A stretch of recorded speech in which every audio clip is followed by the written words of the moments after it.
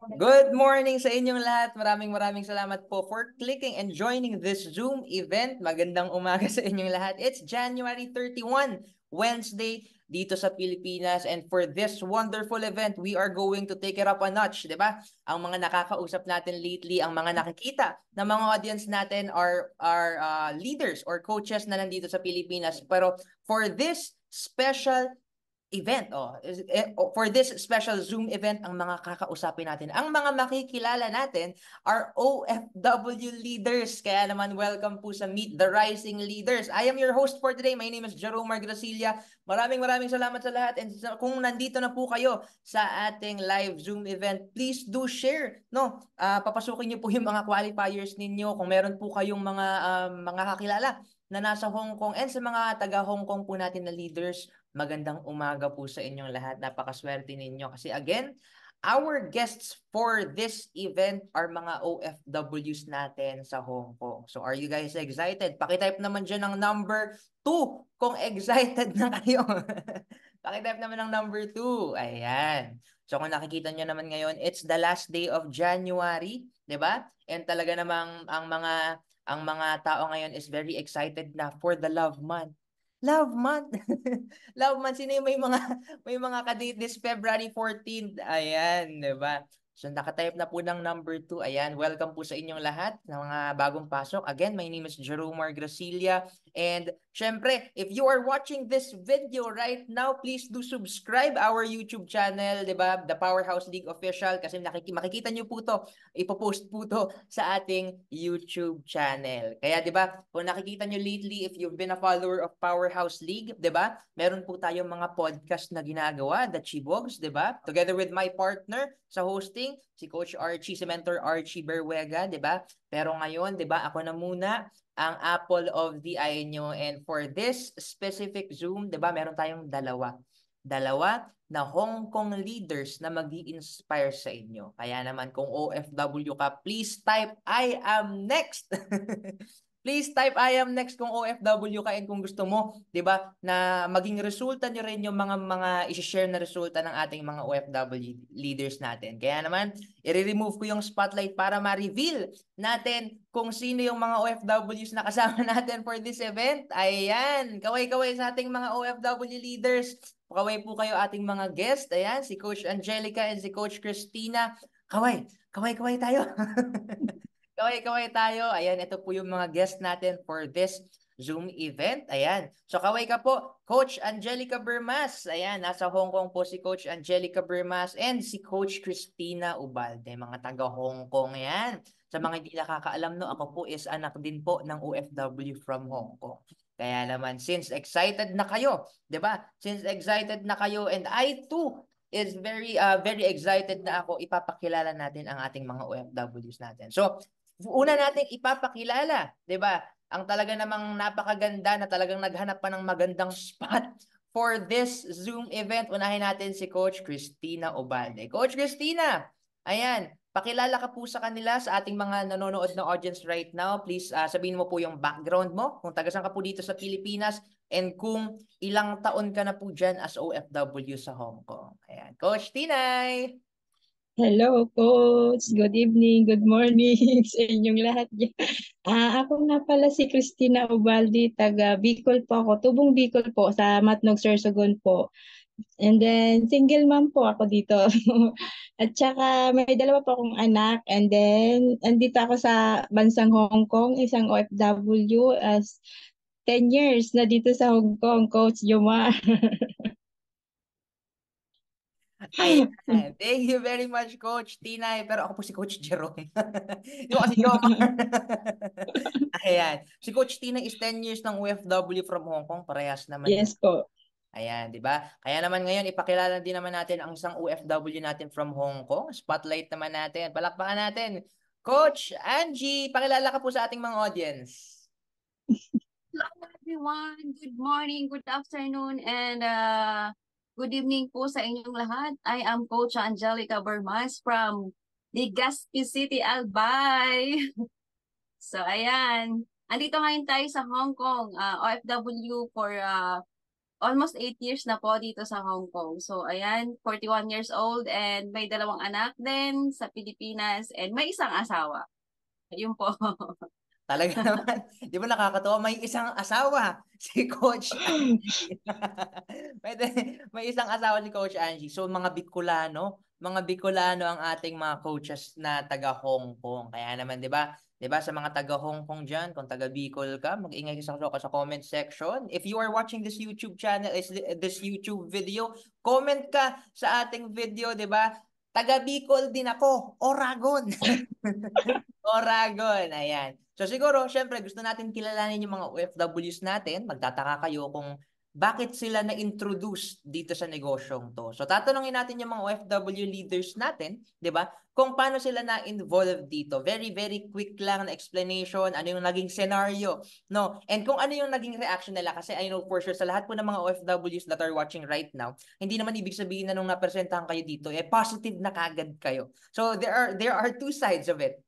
There are two sides of it. And syempre, gusto natin malaman, 'di ba, yung tunay na rason or tunay na reaction nila nung nalaman nila yung about dito sa negosyo. So unahin naman natin si Coach Angie. Coach Angie, at saan nag-start na 'di ba ma-involve ka sa ganitong klaseng negosyo? Actually okay naman. Actually, na-invite lang naman ako ni Coach Hina May Lara. So actually, ako isa sa mga taong sobrang negatibo dito sa ganitong uri ng negosyo. So ayun, so na-inspire ako kasi sa kanya, kasi sobrang bata pa niya, age of 19 years old. So yung kinita niya before, in just 2 weeks, kinikita ko na in 1 month. So yun, na-inspire ako sa kanya. So ginawa ko yung business in just 2 days. 2 days akong hindi I mean 2 nights akong hindi makatulog. So sabi ko sobrang ganda ng sistema. So yun po, after ika-3 araw na, so yun, nag-decide po ako na na mag mag-join dito sa business natin. So yun po yun. Wow, 'di ba? Na-invite lang ng pamangkin. Pamangkin mo si Coach Shena, no? Tama, Ate Angie. So isipin niyo yun, guys, from an OFW, na-invite lang ng kapamilya, negatibo towards the business, pero 'di ba inopen lang, nilakasan lang yung loob kasi nakita niya na yung pamangkin niya kumita ng 2 weeks, kinita yung kinikita niya in a span of 1 month. Okay? So syempre, aalamin naman natin kung ano yung rason kung bakit andito sa Powerhouse League ang isang Coach Tinay. Coach Tinay, share mo naman sa ating mga audience yung reason kung paano ka naimbitahan sa ganitong klaseng negosyo. Ayun, isa rin ako sa na-invite dito through Facebook din. Hindi ko kakilala si Mentor Jerwin Peralta. So, syempre, negative din ako dahil marami akong nakilala na nag-ano dito pero hindi sila nag-ano dahil syempre, iba pala yung rason kung bakit sila ganon. May kanya-kanya rason. So, sabi ko, itry ko kasi kinakausap ko ang sarili ko eh.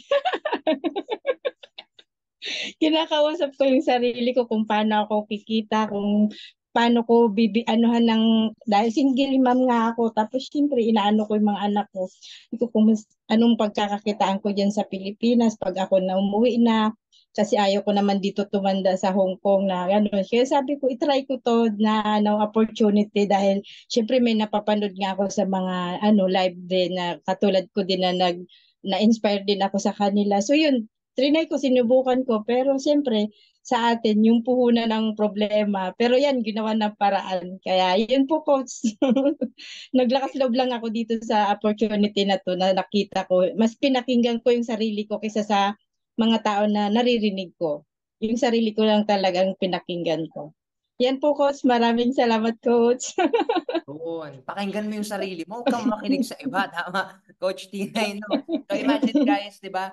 From mga OFWs na naimbitahan din lang naman sa Facebook. I know for sure si Coach Angie sa Facebook din lang naman naimbitahan ni Coach Shena. Tama ba? So, imagine that, guys. Negative sa negosyo, walang pampuhunan, pero ngayon, di ba, isa sa mga natutulungan ng Powerhouse League. Ngayon, punta tayo sa usapan na, syempre, as OFW sa Hong Kong, hindi naman katulad ng sa first world countries, di ba? Hindi naman pumapalo ng 6 digits ang kinikita nyo dyan. Magkano lang? Tama? Minsan sakto, minsan kulang. Tama? So sa mga OFWs na mga taga Hong Kong dyan, mga taga Macau, 'di ba? Alam ko nakaka-relate kayo. Nakaka-relate kayo sa mga sinasabi ko. Kaya syempre, tatanungin naman natin yung mga OFWs natin, 'di ba? Kung paano nila nagawa ng paraan yung pag-start. Okay? Kung paano nila nagawa ng paraan yung pang-start kasi pwedeng may savings sila, pwedeng wala.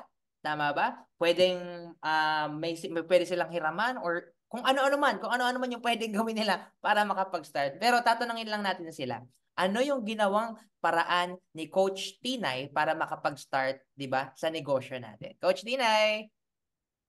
Alam nyo na yan, dito sa Hong Kong, sa mga taga Hong Kong kung saan lumalapit kay Mr. Fry.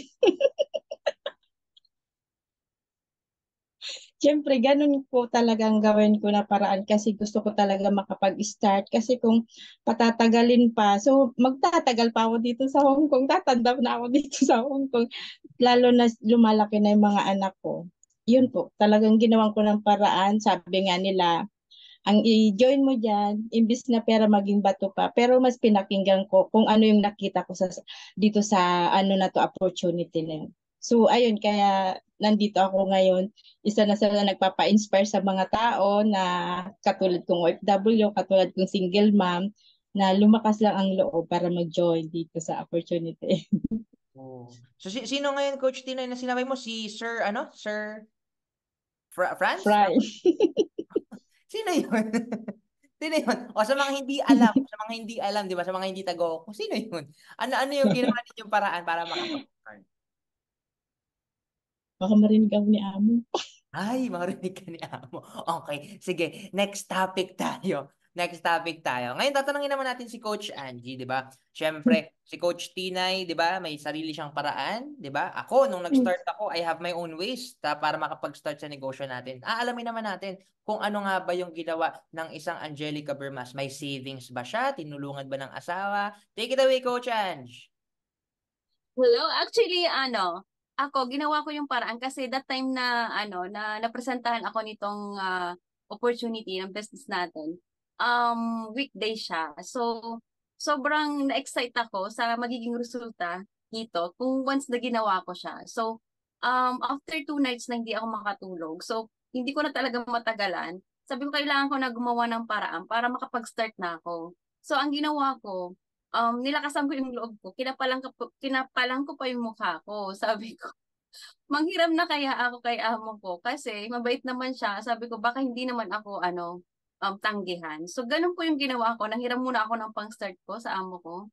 So yun po yung ko, tamang-tama po noon, magma-market ako. So lalabas ako. Sabi ko, minessage ko si Coach Shena na sabi ko, Coach, i-ano mo na ako, i-join mo na ako ngayon. So, ako na po mismo talaga yung nag-approach sa kanya na i-join niya na ako kasi wala naman siyang idea kung kailan talaga ako mag-start. Kasi sabi ko sa kanya that time, sabi ko, let me think about this first, sabi ko. So, yun. To cut the long story short, minessage ko na agad siya sa pangatlong araw na sabi ko, i-join mo na ako, coach, kasi gusto ko na mag-start. Sabi ko kasi ayaw ko na mapag-iwanan. So, yun po yung ginawa ko. So, nanghiram po talaga ako ng, lakas ng loob talaga, yung hinugot ko doon. Sabi ko, nanghiram po ako sa amo ko. Hindi na po talaga ako nahiya. So, kapala na po talaga ng mukha. Yun yung pinang-start ko po talaga. Yun yung Yes. posture. Sa madaling salita, ang naging puhunan ni Coach Angie, kapal ng muka. Kapal ng muka ang pinuhunan ni Coach Angie. So isipin niyo naman yun, guys, 'di ba? May connection, 'di ba? May sariling way si Coach Tina and si Coach Angie naman. Ang term is nagbale, tama ba? Nag-advance nangutang, 'di ba? Sa amo niya, 'di ba? Para makapag-start. Again, guys, ang dito sa negosyong 'to, hindi naman talaga pera ang puhunan. Ang puhunan dito, lakas ng loob at kapal ng muka. Kasi lahat naman tayo problema pera. Tama? Oh, kung problema mo pera ngayon, paki-type or paki-comment ng pera. Kung yun ang problema mo ngayon, pera, di ba? Anong solusyon sa pera? Pera din lang naman. And dito sa negosyo natin, bibigyan namin kayo or tuturuan ka namin ng ways kung paano magkaroon ng sarili mong ipon and paano kumita through our platform. Okay? So tapos naman natin malaman kung paano nila nagawa ng paraan. Ngayon naman, di ba? Since being distributor or since being a business partner dito sa negosyong to, 'di ba? Tatanungin natin sila kung ano yung mga naging resulta so far, kung ano yung mga naging improvement sa sarili nila, ano na nga ba yung kumbaga status nila ngayon? Kasi I know for sure itong dalawang kausap ko, guys, itong dalawang kausap ko right now, hindi lang sila normal distributor sa Hong Kong.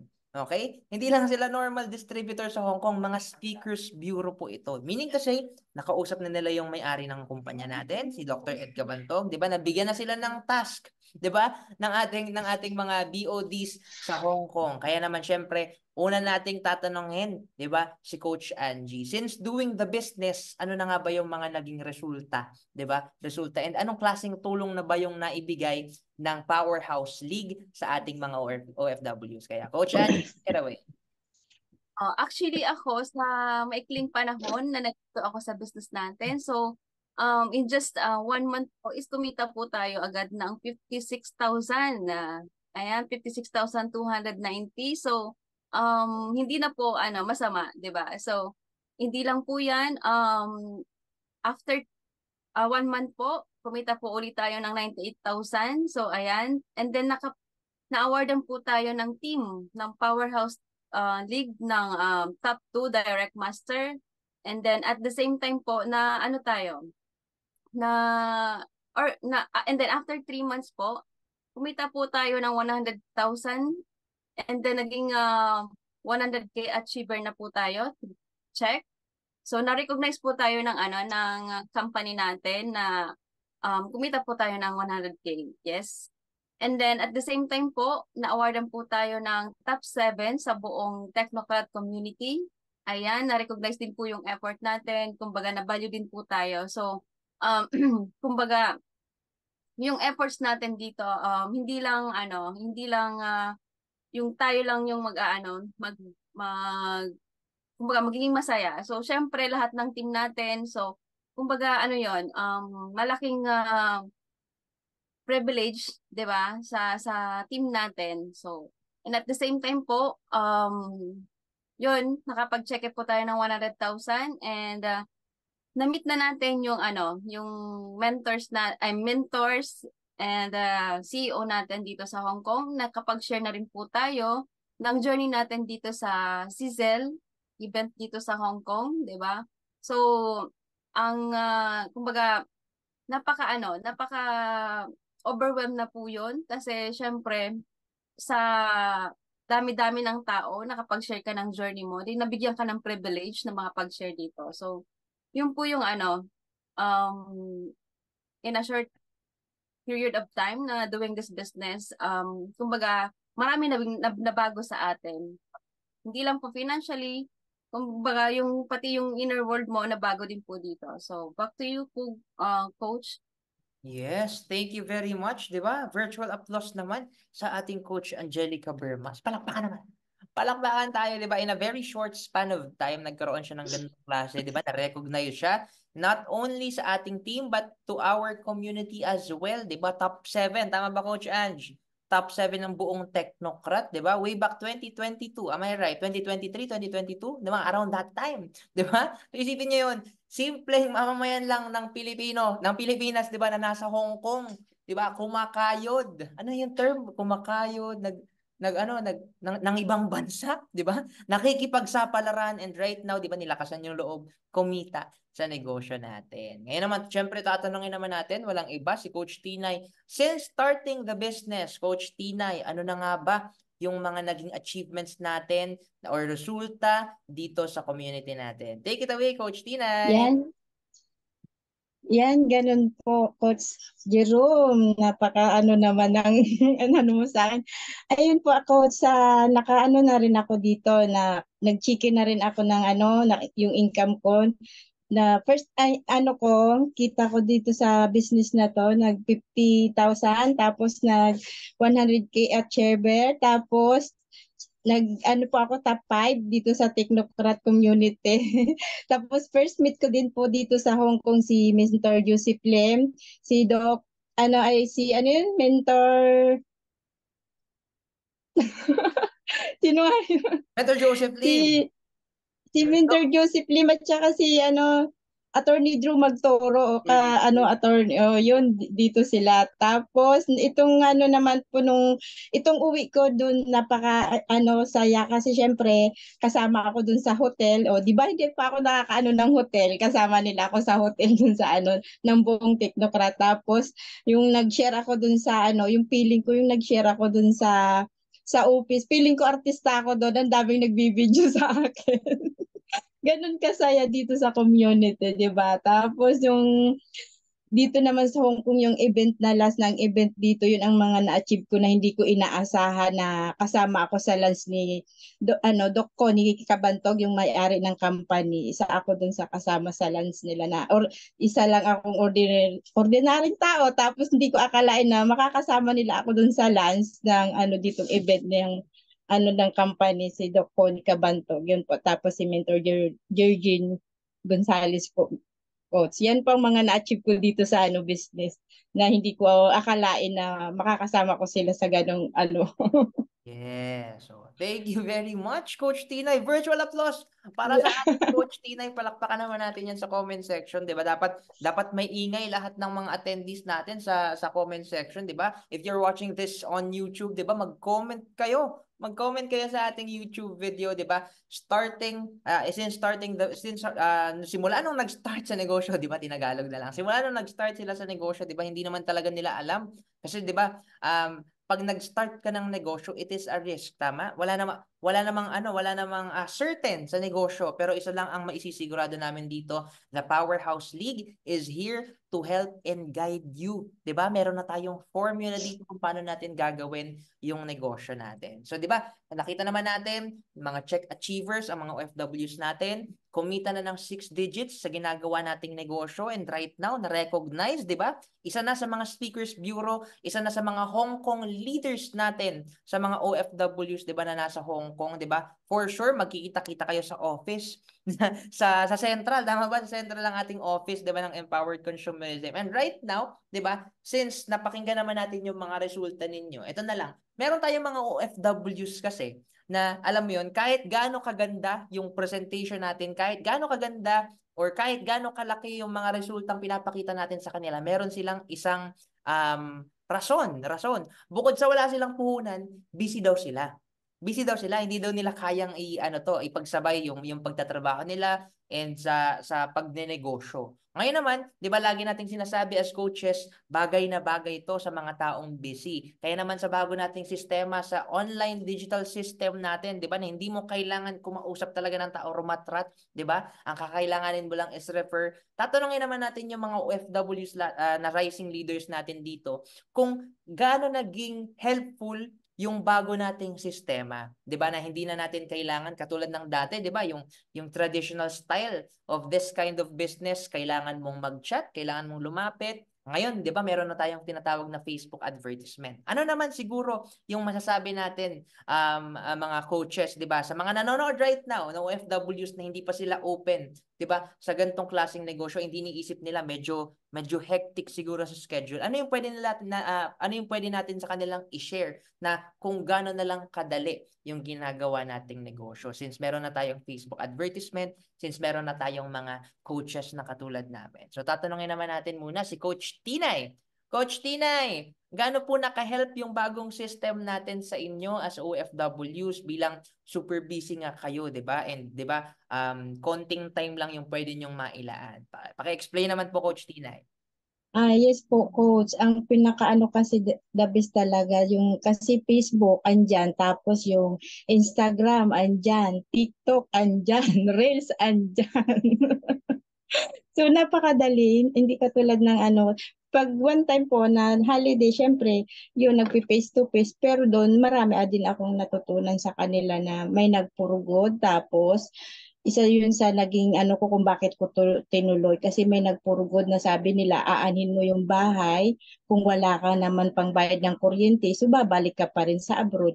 Nagpuhunan ka ng 300,000, naubos na lugi. Yung business dito sa natin, sa opportunity natin, one time ka lang bibitaw ng pera, kahit anong bagyo dumaan, nandiyan yung pera mo, nandiyan puhunan mo. Hindi katulad ng traditional business, talagang kailangan mo na naman ng mag-another additional ka na naman ng panglabas. So, saan ka kukuha ng pang business mo ulit kapag nasa Pinas ka na wala ka na dito sa ibang bansa? Ito na business, yun ang pinaka-the best. Yun ang nakita ko. Kaya mas tinuloy-tuloy ko siya. Kaya doon ako natuto sa nakausap ko sa personal talaga, Coach Jerome. Yan, thank you so much, Coach Jerome.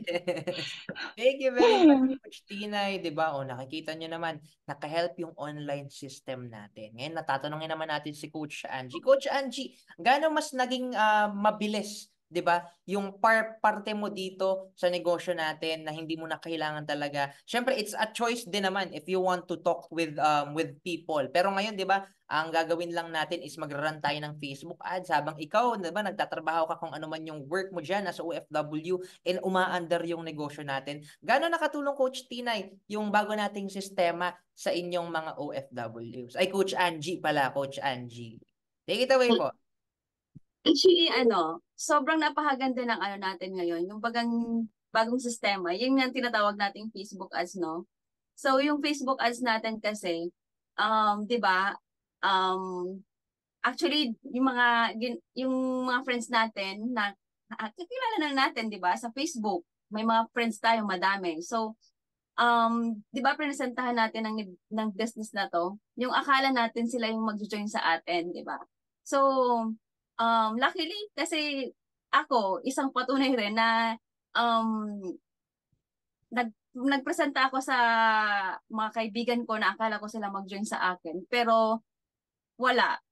Pero hindi ako nagpatinag doon sa naging rejection sa akin. So, kasi naniwala ako na mas may magandang sistema. So, ito nga na pong Facebook ads. So, itong Facebook ads kasi, yung bang hindi mo na kailangan i-insist yung sarili mo na mag-join sila. So, sila na mismo yung lalapit sa'yo, di ba? Yung strangers na hindi mo kakilala, yung akala mo hindi sa'yo mag-join at hindi magtitiwala sa'yo. Pero sila pala yung mga taong nakita lang tayo sa Facebook, 'di ba? Yung nag-run lang tayo ng advertisement, pero naghaw lang sila. Pero nung mapresentahan natin ang business, sila pa yung nagtiwala sa atin. So 'di ba, ang ganda ng sistema kasi um kahit hindi natin sila kaano-ano, nagjo-join sila, nagtitiwala sila kasi alam nila kung ano yung magiging resulta once na presentahan mo ng business natin. So, yun yung pinakamaganda dito kasi hindi mo na talaga kailangan mag-invite. Sila na mismo talaga yung lalapit at lalapit sa'yo. Kumbaga, bibigyan tayo ng quality mga tao, di ba, na matutulungan natin, di ba, na maraming anong klase man na profession sila meron, di ba? So, meron tayong, ako, um, yung mga leaders ko dito is nakilala ko lang through online, 'di ba? Mga business din sila. Meron akong na market through Facebook ads, 'di ba? International. So yun pinakamaganda. Mga foreigner pa sila. So ang sarap sa pakiramdam kasi sila yung mga taong naniwala sa atin dito sa community natin, 'di ba? So yun po yun, Coach Jerome. Yes, thank you very much, Coach Angie. So nakikita nyo naman, very versatile. Very versatile yung ginagawa nating negosyo ngayon. You have a choice kung anong klase yung approach mo sa gantong klaseng negosyo. So napansin ko lang, di ba, habang nagtutalk si Coach Angie, napansin ko yung eye bags ko malaki. Malaki-laki yung eye bags ko. Ako, hindi katiwaan lang, guys. Ngayon naman, di ba, thank you very much sa mga shinare nyo sa ating mga coaches na from OFW. Ngayon naman, meron tayong mga OFWs, 'di ba? Na sobrang takot. Sobra ang pagdududa, 'di ba? Na kahit ano, 'di ba, may pera na may pera na sila't lahat, pero ang rami nilang pinag-iisip pa. Well, hindi naman natin sila masisisi, tama. Kung meron silang bad experience dito. Pero ano siguro yung masasabi natin, Coach Tina and Coach Angie, dito sa mga OFWs natin, 'di ba, na need lang ng konting push, 'di ba? Need lang ng konting kurot lang na magising sila na itong opportunity na to is iba sa mga opportunity na tinry nila before. Okay? So syempre alam ko, 'di ba? So alam ko sa inyong dalawa, meron na kayong mga na-try before na hindi rin naman maganda yung experience ninyo. Pero ano yung masasabi niyo sa mga OFWs natin na sobra ang duda at sobra ang takot? So unahin na po natin muna si Coach Angie. Coach Angie. Hello, sa mga sa mga OFW yung katulad namin, 'di ba? So, um, kapag kasi um, naano ka sa takot, walang mararating at walang mararating sa iyo, 'di ba? So, kasi tayong mga OFW is hindi naman talaga habang buhay tayo dito eh. Kasi um, uuwi at uwi tayo sa Pilipinas na na kasama dapat yung family natin, magkaroon tayo ng time and financial freedom together with our family. So, alisin po natin yung takot, lalo na tayong mga OFW, eh. Kung gaano tayo ka lakas ng loob na pumunta sa iba't ibang bansa, kung saan ka mang bansa ngayon, di ba? So, dapat dito sa opportunity na kumakatok sa atin, so wag mo nang palampasin kasi kung alam mo naman na ito yung yung magdadala sa through success. So why not nasubukan mo? Kasi pag nababalot ka talaga ng takot, wala kang mararating. So ako din po, sobrang takot ko dati kasi bago ako dito na involved sa ganitong business, sa ganitong negosyo dito sa team natin sa PH League and then sa community natin which is the Technocrat. So na-scam na rin po ako.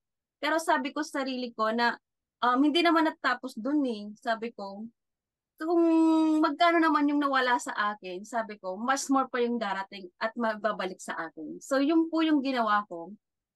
Yung takot ko, inalis ko po talaga. Kasi sabi ko, may maganda at may magandang opportunity na darating sa akin.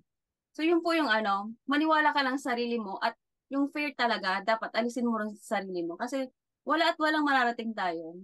Dapat kung gaano kakalakas na pumunta sa kung saan bansa ka, dapat ganoon din kalakas ng loob mo sumubok sa mga ganitong opportunity. Back to you, Coach. Yes, 'di ba? Tama, tama ang sinabi ni Coach Angie, 'di ba? Ang lakas mo nga, 'di ba, na umalis ng Pilipinas makipagsapalaran sa ibang bansa. Dito pa kaya sa ganitong klaseng negosyo, 'di ba? Na baka ito na posibleng ito yung maging dahilan kung paano kayo na makapag for good as early as possible. Tama po ba? 'Di ba? Marami na tayong OFWs na natulungan dito, pero kahit gaano kaganda, kahit gaano kalaki yung resultang ipakita namin sa inyo, pero kung talagang negatibo ka and hindi mo kayang i-push yung sarili mo, wala tayong patutunguhan dito. Okay, Coach Tinay, 'di ba? Ano po yung masasabi mo?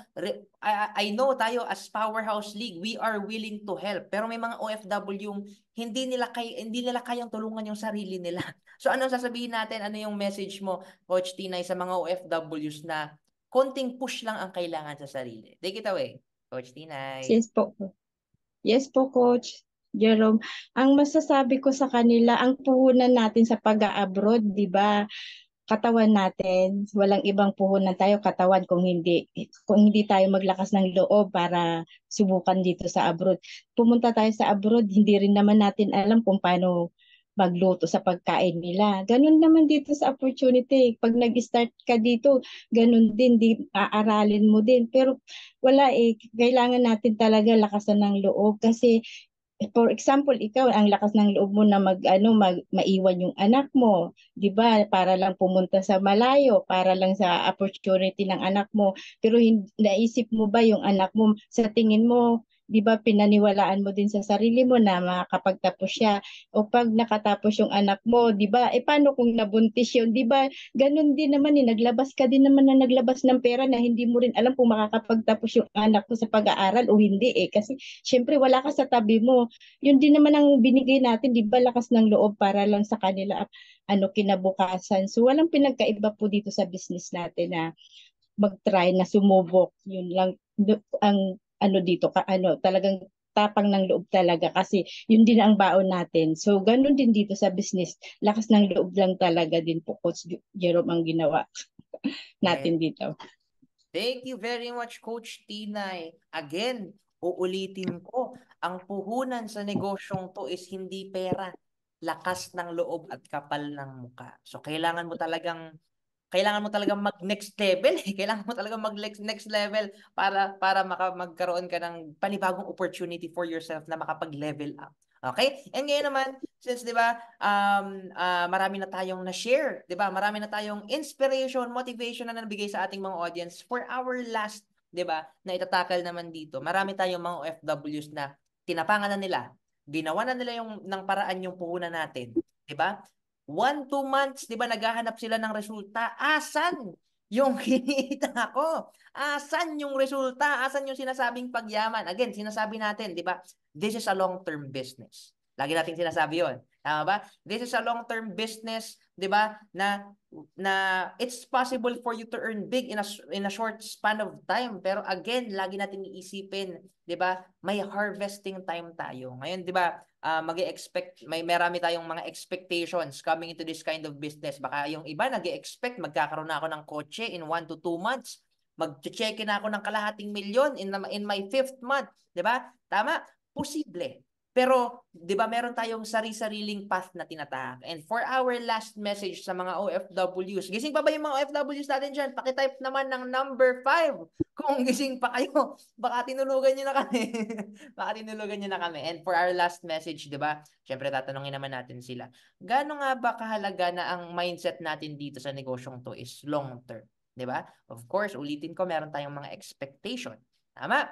So, unahin muna natin si Coach Tinay. Coach Tinay, ano po yung masasabi natin sa mga bagong join, 'di ba? Na hindi naman sa nagmamadali, siguro bagot lang sila, 'di ba? Bagot lang sila or siguro nag-expect sila ng napakabilis na puhunan dito. Ano na puhunan na balik, 'di ba? Nabalik na kikita sila ng ganito kalaki in a short span of time. Ano po yung message mo, Coach Tinay, sa mga OFWs natin na gano'n?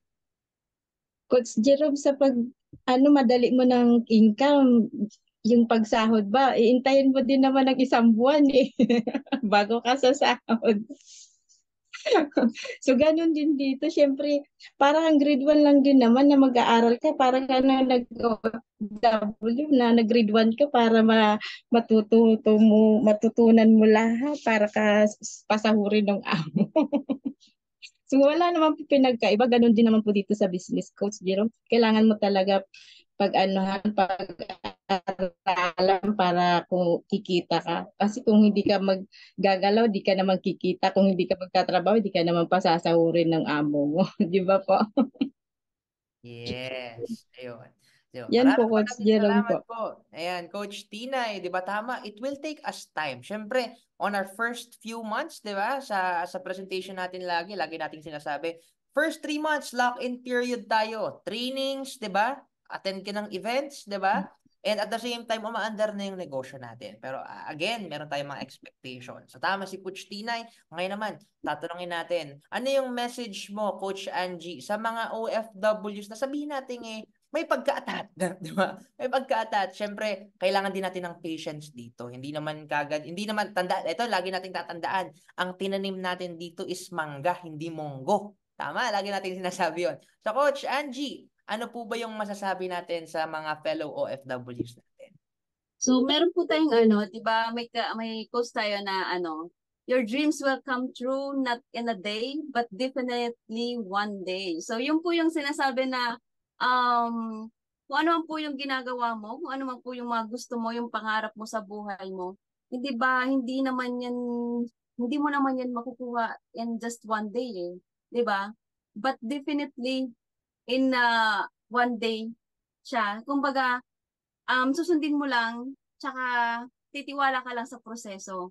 Kasi, yung mga pangarap mo, yung mga gusto mo sa buhay, yung mga goals mo, makukuha at makukuha mo din. Basta gagawin mo lang talaga yung part mo. Gawin mo lang maniwala ka lang sa sarili mo na one day, makukuha mo yung mga pinapangarap mo, yung mga gusto mo sa buhay, di ba? Yun yun. Kaya, tiwala lang po talaga sa sarili mo, and then lakas ng loob, di ba? Kasi, at the end of the day, mag-harvest ka din ng itinanim mo. So, yun po yun, Coach. Yes, napakaganda ng quote. Palakpakan naman natin yung mga OFWs natin. They deserve a round of applause, virtual round of applause. Kaya naman, 'di ba? Uulitin ko lang yung sinabi ng ating coach Coach Angie, 'di ba? Hindi natin makukuha yung mga pangarap natin sa isang araw. Pero one day, Balang araw, 'di ba? Magpatuloy ka lang, 'di ba? Continue on doing this business, build the discipline and consistency. One day, makukuha mo rin, 'di ba? Lahat ng mga pinapangarap mo. 'Di ba napakaganda, tama po ba? If you are inspired, 'di ba? Paki-type naman ng inspiring, 'di ba? Ng inspiring sa comment section natin. I know for sure marami kayong mga natutunan sa ating Zoom event, and that's it. 'Di ba? Maraming salamat for attending this wonderful Zoom event and YouTube video, 'di ba? Again, before tayo matapos, please click the follow and subscribe button, 'di ba? Pindutin niyo na rin yung yung notification bell. Tama po ba? And if you're watching this via Zoom or sa Facebook naman, 'di ba? Makipag-engage tayo sa comment section and like and subscribe, 'di ba? Again, ito po ang mga OFWs natin na natutulungan ng community natin ng Powerhouse League. Kaway ka po, Coach Angelica Bermas. Kaway ka po, Coach Cristina Obalde. Ayan. And this has been your host for today. Ako po si Jerome Gracilia. Maraming salamat sa panonood, and I know for sure sa mga paparating natin na Zoom event, pa-level up tayo ng pa-level up. Who knows? Nag-start tayo sa Hong Kong. 'Di ba? Ang next naman natin, maghahanap tayo ng mga OFW leaders natin from Japan, from Macau, hanap naman tayo ito, Canada, Italy, Europe, Norway, US. Tama po ba? So yun na yung mga next level natin. Maraming salamat sa lahat, and maraming salamat sa mga nag-attend especially, and good morning sa inyong lahat. Yun lang naman sa akin. Maraming salamat po. Thank you, Coach Angie and Coach Tinay. Bye-bye!